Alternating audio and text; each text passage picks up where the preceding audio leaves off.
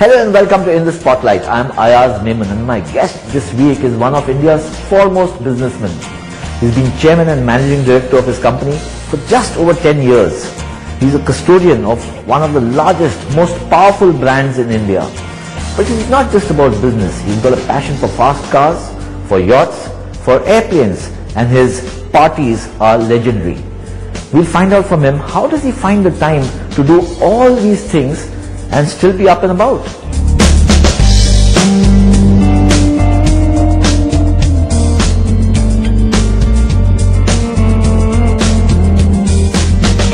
Welcome to the show, Gautam. Always a pleasure to meet you. Thank you.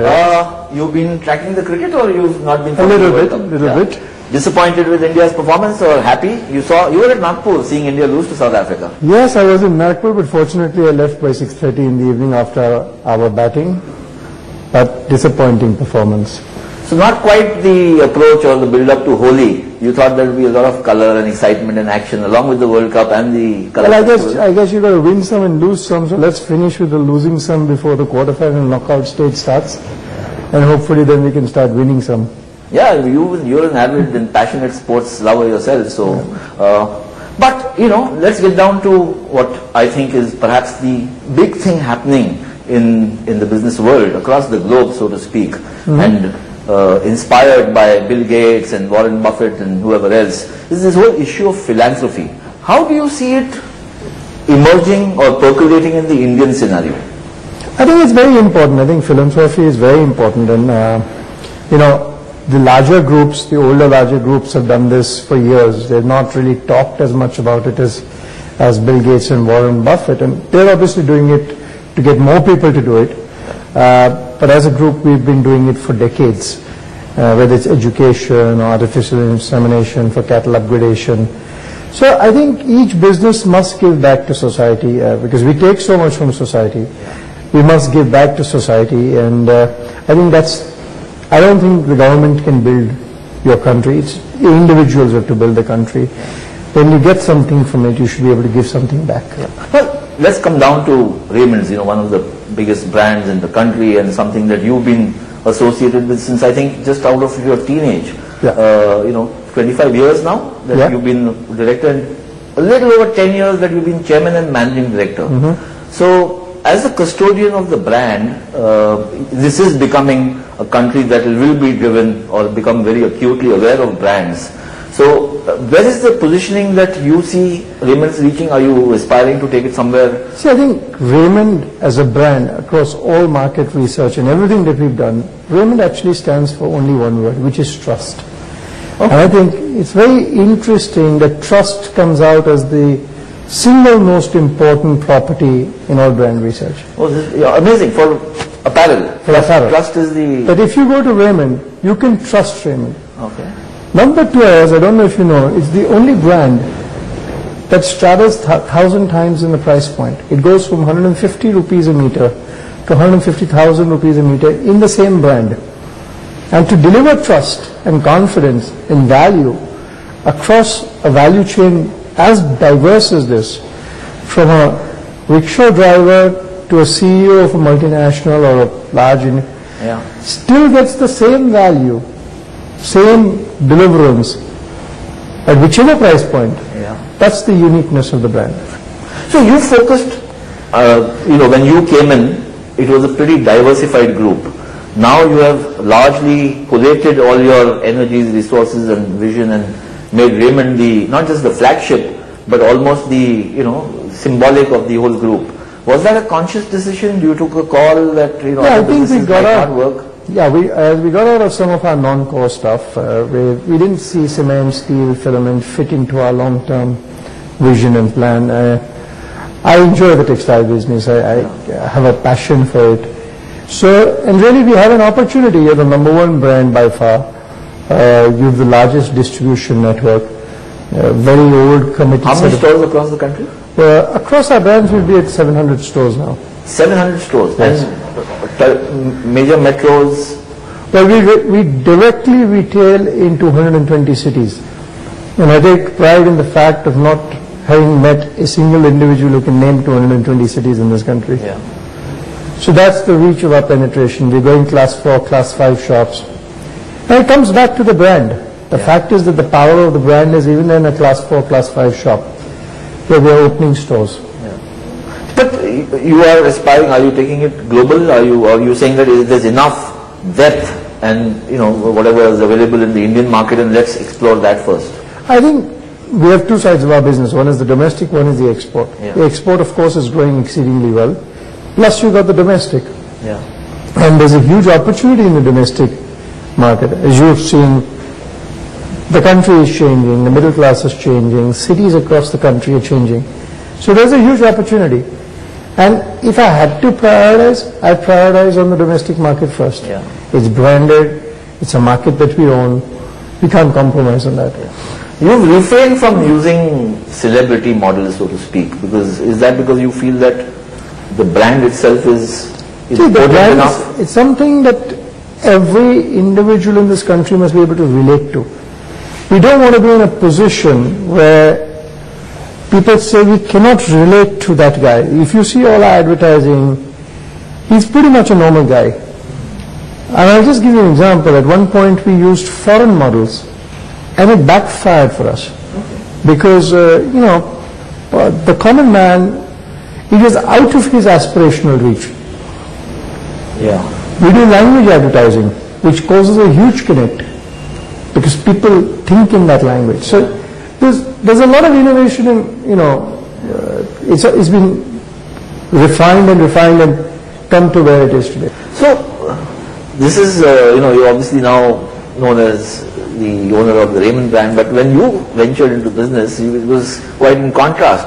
There was Kama Sutra condoms. So was that just for a lark, or was there a thought out strategy? Was that some really business waiting to be kind of picked at? Well, like I said, there were some reasons why it was done. We wanted an association with a particular group to look at larger business opportunities. Eventually we got in Ansel as our partners in that business, and subsequently it's a great business, good return on capital employed, one of the top brands in the business. We're just an investor, and it's professionally run now, so it works beautifully. So like I say, it's a growing business. It's a growing business. Yeah, so from condoms to the complete man, so to speak, has been a pretty exciting journey, I would imagine, because it's one It is the business of the complete man. Yeah. But there's also, you have been negotiating properties. Are you getting into real estate? Is that one of your... Negotiating property? No, in the sense, mill land and whatever else. Are you as creating wealth through land held, perhaps?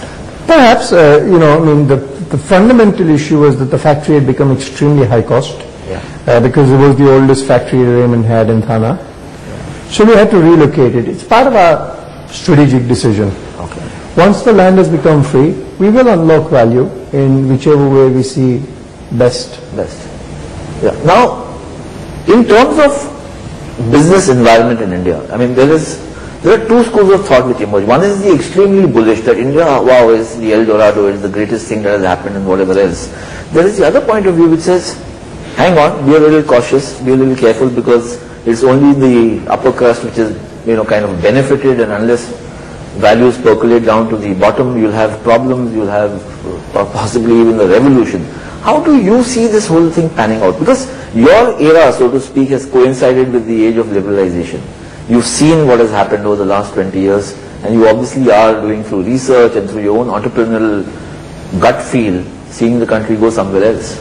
Well, I'm very bullish in India, but I use the term cautious optimism. Okay. Because we've always been able to get ourselves into a tricky spot where our country and our cricket team are pretty similar that way.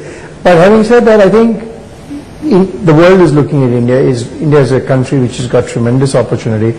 We've got a billion people plus who've got aspirations. Yeah. And like what you started off with, Ayaz, which is a philanthropic work to be done. I think as the young India is coming up, that's a different India. Yeah. They have their dreams, their desires, it's no longer that I'd work for 50 years and then be able to buy a house. They want the house today, they want the car today. And as a result of the amount of people that we have in this country, we found that the demand for products is growing. So whether you take aviation sector or two-wheelers or cars or whatever. Our industries are becoming world size because there's so much consumption and demand in this country. Yeah.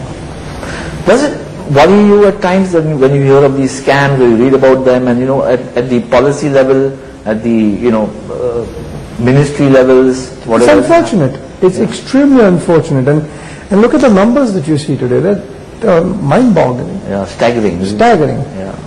So, from a businessman's point of view, because a businessman wants, and I would imagine an entrepreneur who's looking at developing further, unlocking more value and wealth and whatever else, does it make you a little defensive and say, hey, hang on, I mean, there's something wrong, something going wrong? Or are you saying, no, I have implicit trust in the Indian system of democracy and the people's, finally it will all work out right?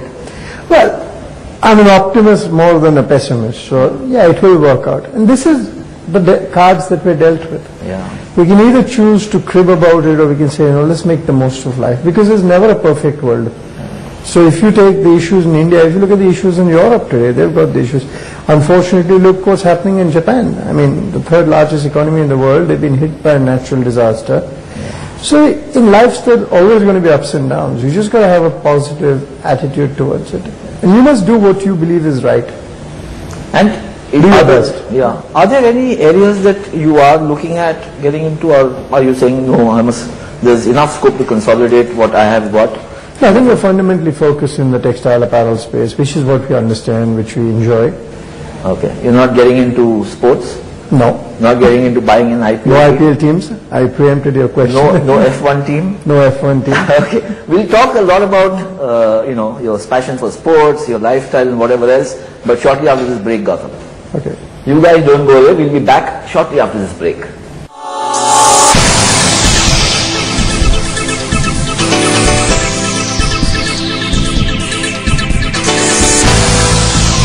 Welcome back. I'm still in conversation with Gautam Singhania, and now we're going to talk about his other passions apart from running one of the mega brands in India, Raymond. Gautam, fast cars, planes, fast life, is that a good definition, or is that a stereotype? Is that just a perception? Well, I enjoy my cars. I enjoy the fast life. I love going to cricket games when you're there. And you've got to become the complete man, so I do a little bit of everything. Yes. But I've known you for maybe over a quarter of a century, always fond of driving. Your own actual participation in, speed driving or hell driving has reduced. So is that a sign of growing up, or is that a sign of becoming, more of a spectator rather than a participant? Well, I still enjoy racing, so I do a few events here and there. But obviously there's the realization that I'm not going to be competitive at this age. I still do fun events. I still go to the track, have fun, drive. What I've actually done is I'm learning a lot of new skill sets now, doing a lot of training. I think this year I'll dedicate 15 days this year to motorsport in terms of training alone. Really? Apart from events that I will do. Apart from the Supercars Club also, which you formed. Apart from the Supercar Club. So what's the Supercars Club? The Supercar Club is basically a club that we formed of like-minded people. Yeah. There was a thought in my mind that, whenever I took a car out and somebody saw it used to put a smile on people's faces. And if you realize, most people have never seen a supercar. Yeah. So there was a concept that shall we do the Mumbai Supercar Parade, where all the owners bring the Ferraris and Lamborghinis and all out. And the general public on the street, from their windows and from their homes, can actually see these cars. Because I genuinely believe these cars make people smile, and so that's one major objective. Number two, when people see these cars, there's a desire to buy it. And a lot of kids then say, I'm going to work hard. But there's a motivational reason to work hard and to get a car that they saw as a child. It's pretty much like it was for me. I mean, I'll never forget when I was in Zurich one day and it was raining and there was a Lamborghini Countach, and that vision stuck in my mind. I said, one day I will get it.